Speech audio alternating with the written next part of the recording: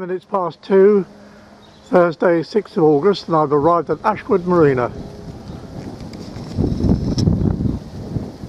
to see Isolade. Let's see how we get on here. My appointment's for 3 o'clock.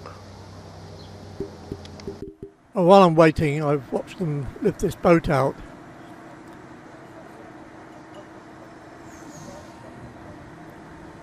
They're setting the slings. It's a big crane, and don't worry, it's nowhere near those power lines in reality. And the driver seems to know what he's doing.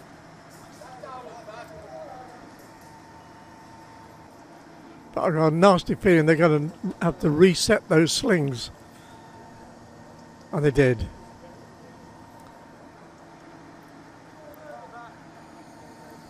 I put it back down again. Move the slings on a bit. Then Richard came along and I was able to get in the boat. I've come in by the bow, and it's a good sized well deck. A nice bit of decking down there.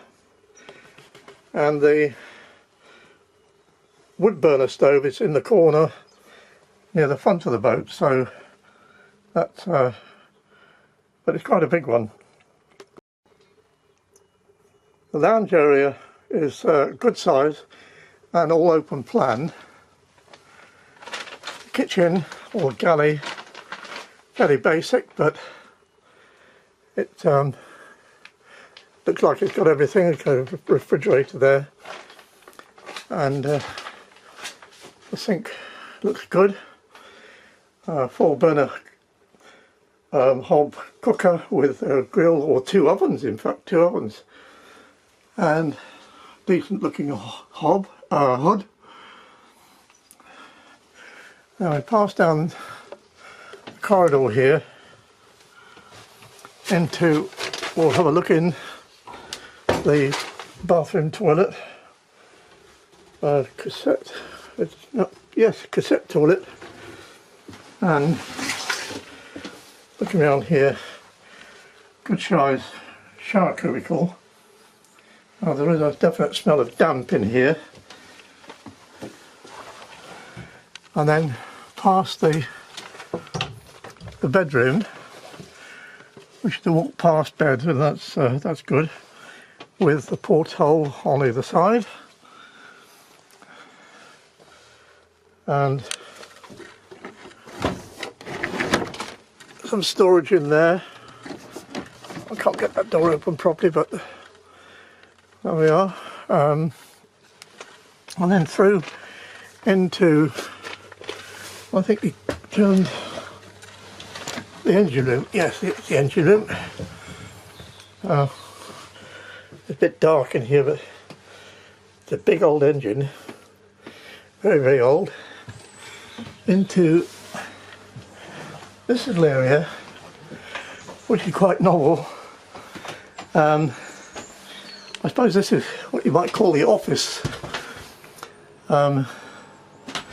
with a washing machine underneath, and out onto the stern deck.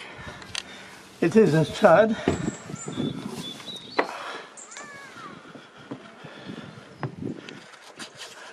It is 61 foot long.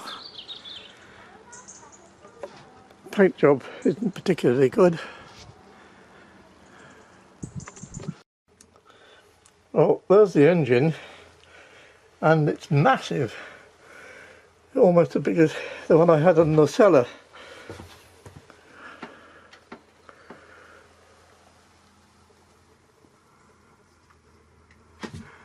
And it's got a 3000 watt inverter,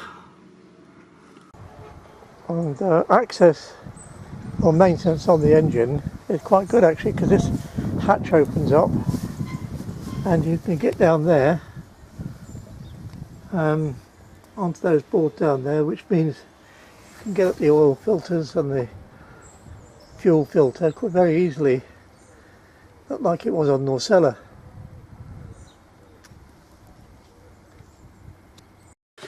I will walk back down the other way, but The layout here lends itself well to having a quick, simple make-up bed there. And although it hasn't got a dinette, it has got that little room at the back, which is fascinating, because that could be used as a space for computers and what have you. So I'll step outside now. Oh, there she is again. And I must say, in some ways she's very attractive. But a quarter plate hull, because she was built in 1985. So it definitely needs a survey. And there has been a survey fairly recently which suggested that the chines needed sorting and a new rudder stock. I don't know about the stern gland. At the moment it looks as if we might be talking, I don't know, probably upwards of up towards 5,000 I would guess. Maybe less. They're saying about 2.5 to 3, but you know what it is, you get a boat out of water and you find all sorts of things.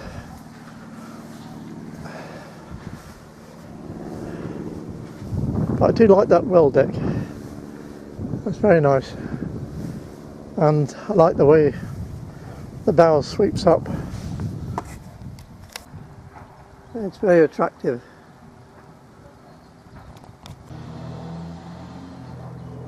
On the crutch cover, appears to be in quite good condition. He opened the zips easily enough.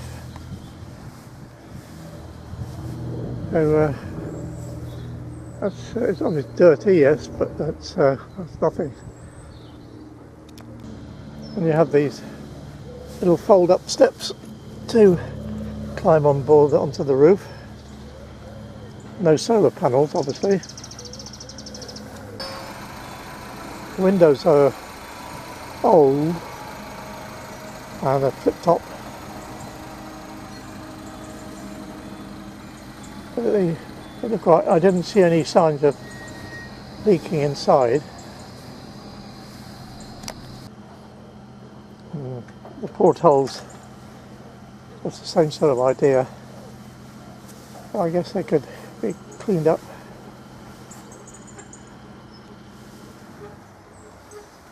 A little bit of surface rust there, or just there. You need a good rub down before repainting. Well, there's Marina up there, looking up to where it joins on the canal, the main canal, and it's a nice setting.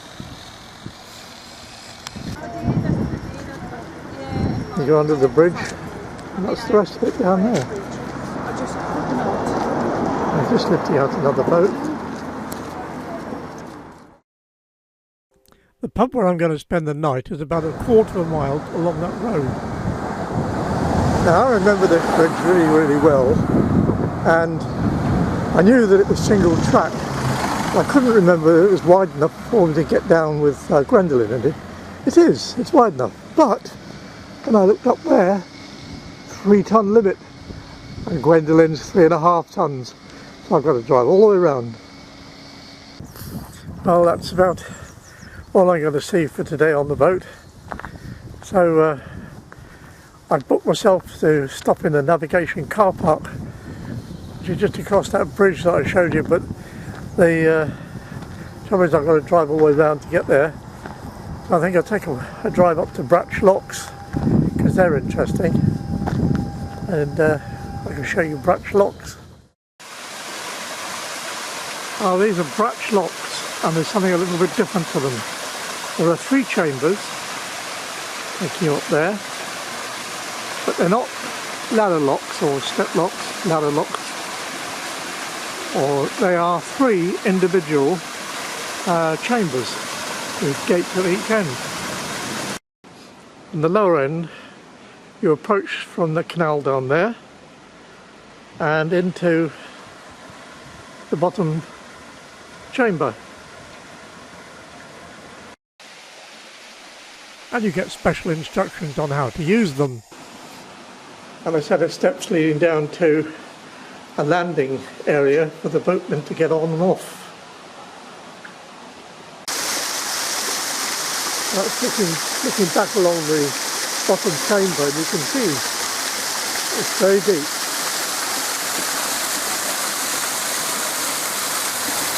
And those are the gates at the top end of the bottom chamber. And then you have this little chamber here and the gates to the middle chamber. And that's looking down on that little tiny middle chamber at the bottom gates to the middle chamber itself. And these are the top gates of the middle chamber. And then somebody's left the lower gates of the top chamber open. And this intermediate chamber is actually larger than the other one. And that's the top lock. Upper Brunch, number 48.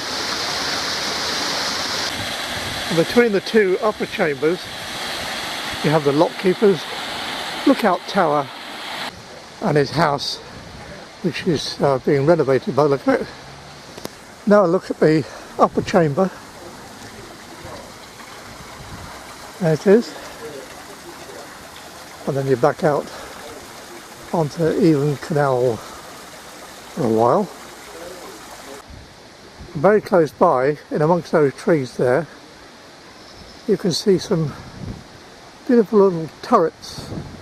It's actually a pumping station which was built in 1895, water supply. There's a photograph of it, and below an explanation.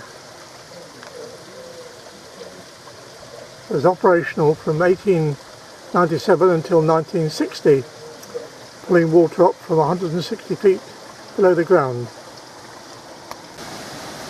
I've done a holiday on this canal through those locks and on up to Wolverhampton. When I got there we had to turn around and come back because a building next to the canal was about to fall down, so we had to return all the way down here and go through the Netherton Tunnel. It really is a very interesting and lovely area around here, and they're just a few miles away from where I used to live in Nottingham. And here we have the balancing pond, like a regulator, with the water running down into the canal and coming out there. And if any of you have seen my video of my model boat, Bogus Lane, which I built many years ago, this is where she did her first maiden voyage with smoke. I'll put a link at the end. And then going on down there, go far enough, you'll reach Stourport and into the River Severn. It is a really lovely bit of canal. Now it's back to Gwendolyn and my parking place for the night. Hopefully in a pub car park. Well, I've arrived at my overnight stopping place. I've seen the lady who I spoke to yesterday, and I parked up right at the back of the car park. I got myself a pint of 3 tons pale ale. The Navigation, good name for a pub next to the canal. And I've enjoyed many a beer and many a meal here in years gone by, and it's always been good. Whether you're calling by road or by boat, I can highly recommend it. This is Green Forge Lock. And with pint in hand, I was treated to a boat coming through the locks. Lovely. What a good way to end the day.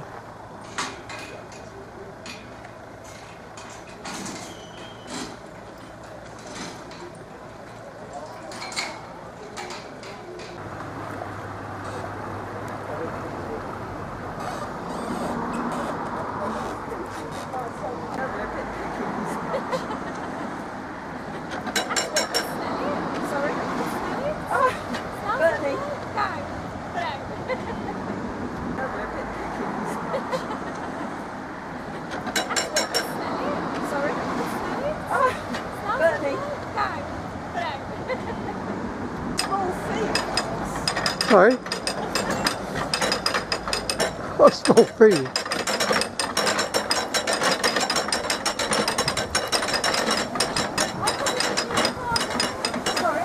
A wise nanny has the ladies working.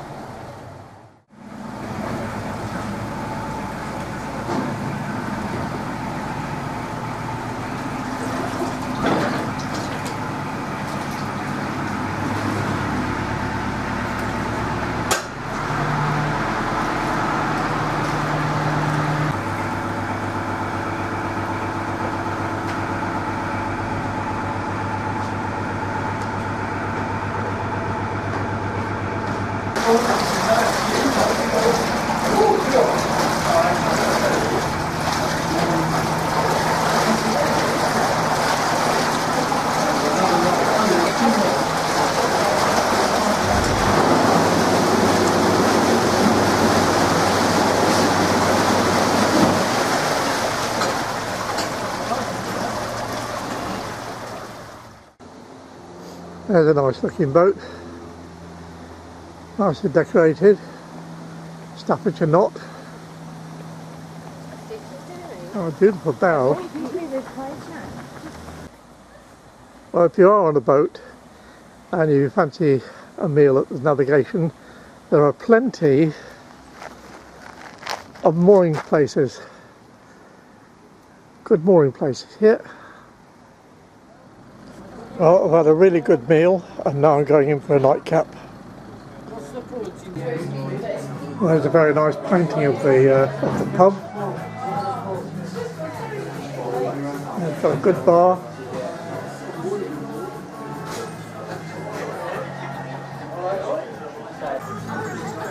And I'm having my nightcap.